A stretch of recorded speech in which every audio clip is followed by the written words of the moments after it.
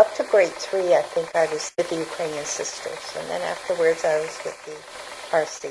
So when Father told me to go and see the sisters and have the sisters speak with me, they told me to write to Mother Provincial and tell her everything about myself. And so I did. I wrote a letter and I told Sister Provincial that I wanted to enter. The reason why is because I want to serve people. When you were growing up, did you always want to become a sister? I would say that I had an inkling to being a sister since I was in grade 4.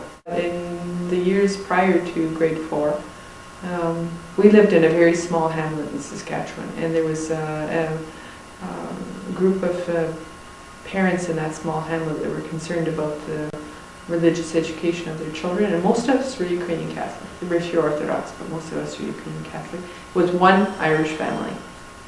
And they had asked the Roman Catholic priest, who lived about 20-30 miles away, if when he came into town, if he would mind coming to the school and giving us some. So he did, and one of the things that he would bring along were these treasure chest comic books.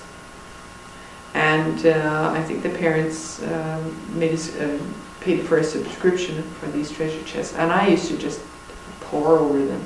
And that's my first understanding of what a sister was. We had the SSMI sisters come to Tway on 2 occasions that I recall. I just thought they were kind of maybe an oddity, but it was the treasure chest comic books that helped me understand what this was. And I recall asking my mother all about them, and she didn't want to answer. And so in grade 4, the teacher had asked us to present to the parents in color what we'd like to be when we grew up. And I drew a picture of a sister. And that never, it always stayed with me. It always stayed with me, even though I thought I would change my mind over the years. Well, it was a big line. We used to stand and watch. Oh, you're not she. Maybe I should enter. Yeah. So you look so cute in your uniforms, everything with this white here. Mm-hmm. I used to run from that. I used to live in the other end of it. You have to go and watch how sisters walk from the monastery. Yeah. Boy, and I used to like it.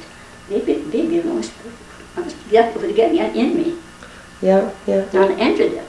See? Mm-hmm. I'm there. Mm-hmm. Watching those sisters, and they sang in the church. We used to watch, you know, kids, they watch everything. When you were growing up, did you always want to be a sister? I kind of, when I was small, young yet, I always used to put a blanket over me, and I would feel something like, you know, I didn't know what it was, but I just like to have long thing, and what, I don't know what it was all about, you know, but I think that it was just the beginning, like, you know. And then my mom wanted to be a sister, but she couldn't go because in old country, like in Ukraine, her mom was very very ill, so she had to leave that. So I guess she got married, and then our Lord took me in. So I think that's what happened. I believe that my vocation came when I was a little girl, and so Mom and Dad were very close to God.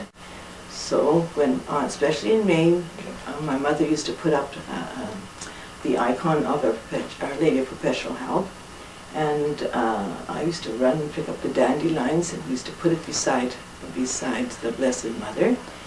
And also when we were children, we used to kneel. There was 3 of us, my older brother, and then my next brother, and then myself. And we used to kneel in front of the Blessed Mother, and we used to pray every night. But I do believe that's where my vocation started, and I used to always love going. We used to have a hospital not far from where we lived, and there were sisters there, the Roman Catholic sisters, and they used to always walk past our place, and I used to love going and holding their hands and just walking with them and skip along as the sisters were going for their walk. And I guess as the years went, I was closer and closer to wanting to enter.